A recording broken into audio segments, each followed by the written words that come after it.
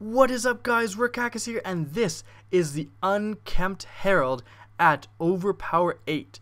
Now, this gun is one of the best guns in the game, or it was at a certain point considered one of the best guns in the game. Does it still hold its potential? Is it still one of the best guns in the game at Overpower 8, which is the absolute max level you can achieve in Borderlands 2?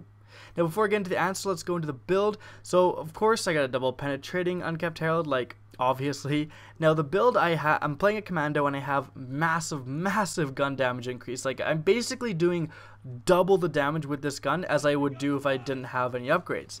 Now, that being said, the massive damage potential of being a commando build like I am, this still isn't probably the best class to use the double penetrating Unkempt Harold in.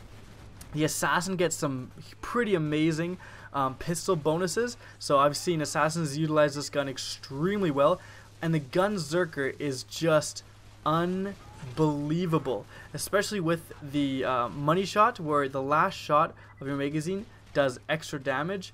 This thing with money shot is just unreal, and the fact that you can also wield a gun that slags enemies means that you are taking down guys so unbelievably quickly. It is just sad.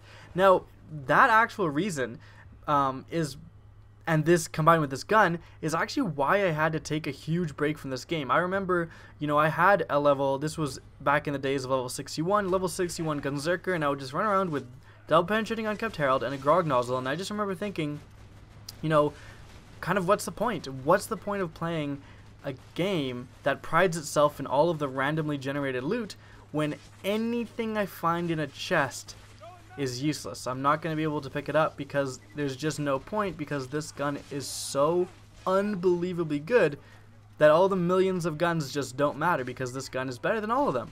Now, of course, you know, that's slightly unfair to Borderlands, and I'm definitely playing it now, so still a fantastic game. But it kind of does hold true. It's like this gun is so good and does so much damage that, you know, what's the point of using a lot of other guns in the game?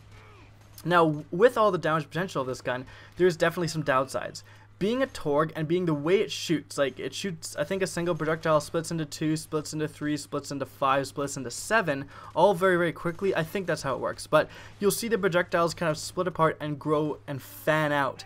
Now, this means that if you want to hit with all 7 projectiles, you need to be close range. And this is not necessarily the greatest thing if you're in OP8. OP8, enemies kill you basically by looking at you, and God forbid you get an elemental effect on you, you're basically done for.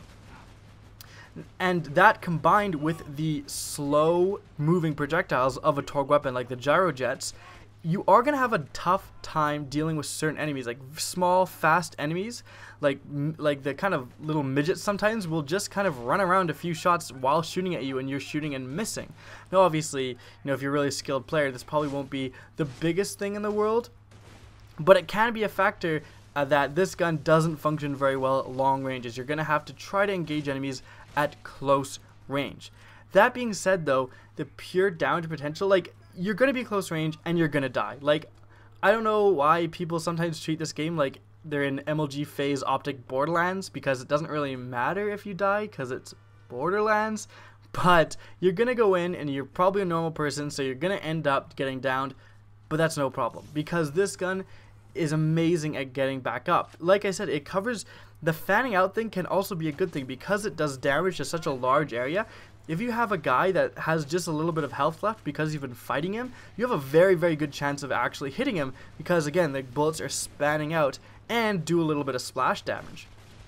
So, in all, this gun still retains, it's one of the best guns in the game. Like, it was basically forever. I found a level 31 Unkempt Harold, not double budgeting unfortunately, in a chest, and you can use that thing for like 10 levels. It is so good, and it never stopped getting good. Even at OP8, it definitely does take a little bit more shots to kill certain enemies as it did in the earlier levels, but this is definitely one of the best backup guns I use. If I'm Norfleeting, if I'm doing something, I always have one of these in my backpack equipped in case I face an enemy. For example, I have a shock Norfleet. If there's a ultimate badass shock skag, it's gonna die no problem to this thing. So the OP rating for this is a 9.5 out of 10.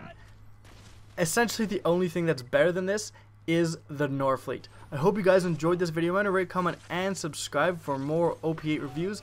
And as always, have a good day.